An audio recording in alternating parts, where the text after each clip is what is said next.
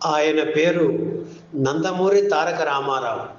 ఆయన శ్రీకృష్ణ పాత్రలకు పెట్టింది పేరుగా నిలిచి వెండితెర వేల్పుగా తెలుగువారి హృదయాల్లో శాశ్వత స్థానం ఏర్పరచుకున్నారు.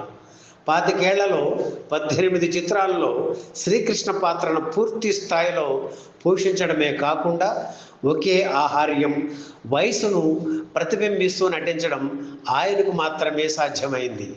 అలాగే సినిమాల్లోని అంతర్నాటకాలతో కలిపి మొత్తం 33 సార్లు శ్రీకృష్ణుడిగా నటించారు ఎన్టీఆర్. ఆయన తొలిసారిగా కృష్ణ పాత్రలో కనిపించిన చిత్రం పేరు ఏమిటో తెలుసా?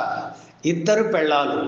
ఆ చిత్ర దర్శకుడు నాగూర్కు ఎన్టీఆర్తో కృష్ణన్ గెటప్ వేయించాలనే కోరిక ఎందుకు కలిగిందో కానీ ఆయన ఆ పాత్రలో నటించిన ముహూర్తం ఎంతో బలమైంది అని, భవిష్యత్తులో కృష్ణుని పాత్రలో ఎన్టీఆర్ ఒదిగిపోవడానికి కొంత కారణమైనదని చెప్పవచ్చు. ఇద్దరు పెళ్ళాల చిత్రంలో కృష్ణుడి పాత్రలో ఎన్టీఆర్ 1 నిమిషమే కనిపిస్తారు. మదిలో హాయి కలలే రేపి విరిసే నీరేయి గోపాల బాల అంటూ సాగే పాటలో ఎన్టీఆర్ అలా కనిపిస్తారు.